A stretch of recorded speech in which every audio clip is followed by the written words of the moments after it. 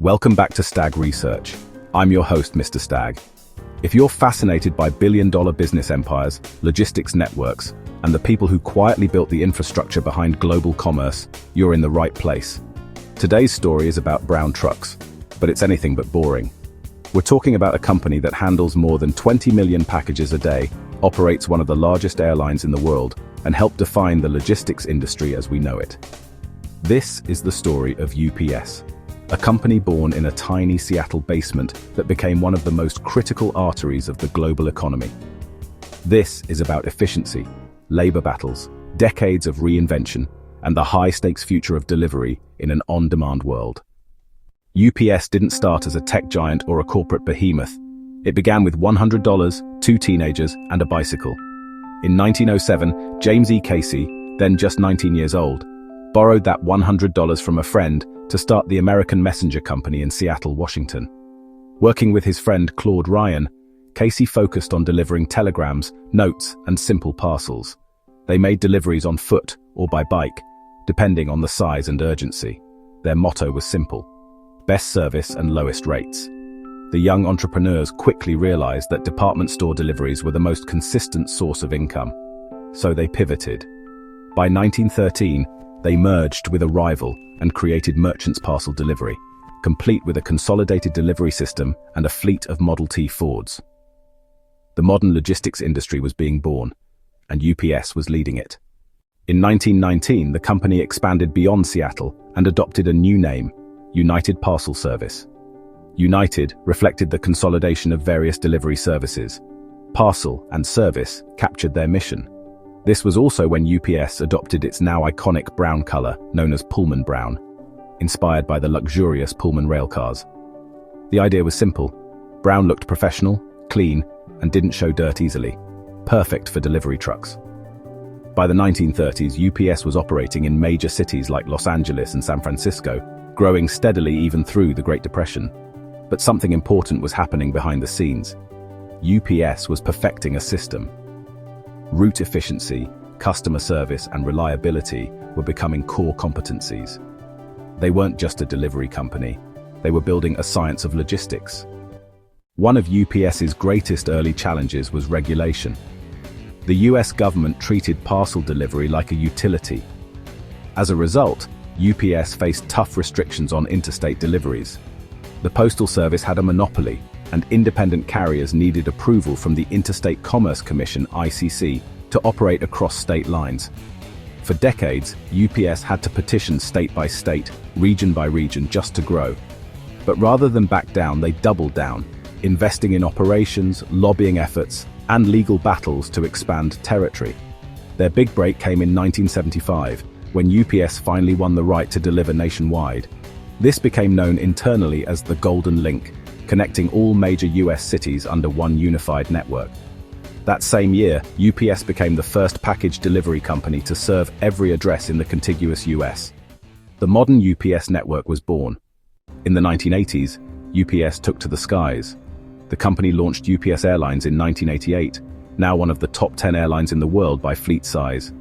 Its central hub, Worldport in Louisville, Kentucky, is a 5.2 million square foot mega hub capable of processing over 400,000 packages per hour. Why an airline? Control. UPS wanted to eliminate reliance on third parties and build an integrated air-ground network.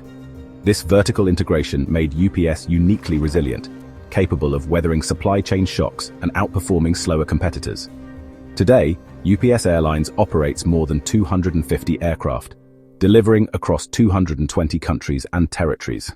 In effect, UPS is both a shipping company and a global aviation powerhouse. For decades, UPS was a private, employee-owned company, but in 1999 it went public on the New York Stock Exchange, raising nearly $5.5 billion, one of the largest IPOs at the time. This gave the company more capital to expand, especially internationally. UPS accelerated its global expansion, acquiring foreign courier services, launching freight and logistics divisions, and entering emerging markets. In 2001, UPS acquired Fritz Companies, a global freight forwarding firm, to boost its international supply chain presence. Later in 2016, it bought Coyote Logistics for $1.8 billion, strengthening its US freight brokerage arm. International now accounts for nearly 22% of UPS's total revenue, and that number continues to grow. One of the most defining and controversial aspects of UPS's history is its relationship with labor unions, particularly the Teamsters. In 1997, UPS faced a massive 15-day strike by the Teamsters, who were protesting part-time work policies, wage inequality, and benefit cuts. The strike halted operations and cost the company an estimated $850 million. It also elevated the public image of the labor movement. Since then, labor relations have been a recurring issue. In 2023, UPS narrowly avoided another national strike after intense negotiations. The new 5-year agreement included starting pay of $21 per hour for part-time workers, wage increases of $7.50 per hour over the life of the contract, air conditioning in delivery trucks by 2024, ending forced overtime on off days. Labor remains one of UPS's biggest cost centers, but also a key piece of its identity. Nearly 60% of its US workforce is unionized, a rare trait among Fortune 100 companies.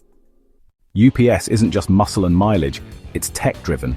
The company has invested billions in routing algorithms, AI, and automation to improve delivery efficiency.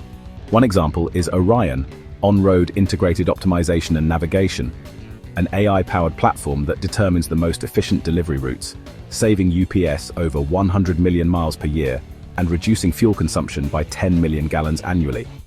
They've also rolled out delivery drones, electric delivery trucks, and warehouse automation. In 2020, UPS gained FAA approval to operate a drone airline and began experimenting with healthcare deliveries and rural coverage. In 2023, UPS partnered with Arrival and other EV startups to electrify a large portion of its last-mile delivery fleet, aiming for carbon neutrality by 2050. Technology isn't just a feature at UPS, it's becoming a competitive moat. UPS is a logistics machine built on volume and efficiency. In 2023, the company posted over $91 billion in revenue and nearly $13 billion in operating profit. Its business splits into 3 core segments: US domestic package, 65% of revenue; international package, 20% of revenue; supply chain and freight, 15% of revenue. UPS delivers over 21 million packages per day, employs nearly 500,000 people worldwide, and maintains one of the largest vehicle fleets in the world, with more than 100,000 delivery vehicles. Its operating margin of 14% plus is impressive given the asset-heavy nature of the business. With strong dividend growth and a conservative debt profile, UPS has become a favorite among long-term investors. A $1,000 investment in UPS stock at IPO would now be worth over $8,000, not counting dividends. James Casey, the founder, led the company until 1962 and remained honorary chairman until his death in 1983 at age 95. A deeply humble leader, Casey focused on employee welfare and operational discipline. He famously reinvested profits into worker programs and community services, setting the tone for UPS's culture of excellence and accountability. In March 2020, as the world braced for the pandemic, Tome was named CEO of UPS, drawing on her 24 years of board experience and deep operational knowledge. Rising to the challenge during a critical period, she accelerated fastest ground ever delivery initiatives, shaving months off timelines to capture small business e-commerce demand. Strengthened UPS's healthcare logistics, repositioning the company to distribute temperature-controlled biologics and vaccines globally. Built UPS University, enhancing frontline workforce training to reduce turnover and foster career growth. UPS faces no shortage of competition. FedEx, DHL, Amazon Logistics, and regional players continue to battle for market share. Amazon, in particular, has become a thorn in UPS's side. In 2022, Amazon overtook UPS in total parcel volume in the US, thanks to its own delivery network. While Amazon still partners with UPS for certain logistics needs, the two companies are increasingly competitors. UPS's response? Double down on B2B logistics, healthcare shipping, and premium international services, areas where it retains an edge. The question moving forward is whether UPS can maintain its margins, defend its moat, and lead the next era of logistics in a world where customers demand speed, transparency, and sustainability. From a teenage boy with a bicycle to a global logistics empire moving trillions in goods, the story of UPS is one of quiet domination. It didn't invent the package, but it did invent the modern supply chain. And behind the iconic brown uniforms lies a complex web of people, planes, software, trucks, and ambition, all optimized for one purpose: getting the world what it needs, when it needs it. UPS doesn't just deliver packages, it delivers possibilities. What do you think about the future of UPS? Can it fend off Amazon and tech disruption? Drop your thoughts in the comments.